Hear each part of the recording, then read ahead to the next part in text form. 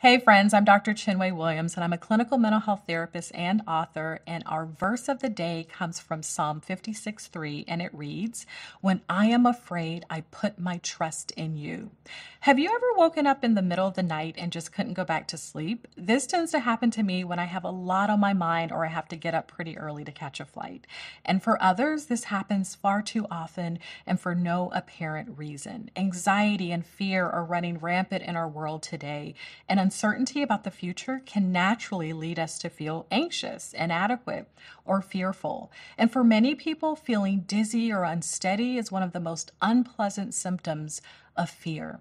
And being a part of God's family, unfortunately, doesn't make us immune to fear. In fact, God speaks to us about fear 365 times in the Bible.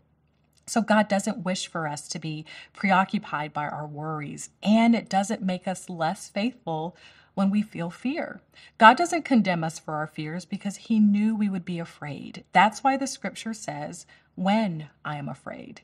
Our past wounds and present hurts can make us forget what God has done, or to think that we're failing or that God has somehow forsaken us, but that simply isn't true.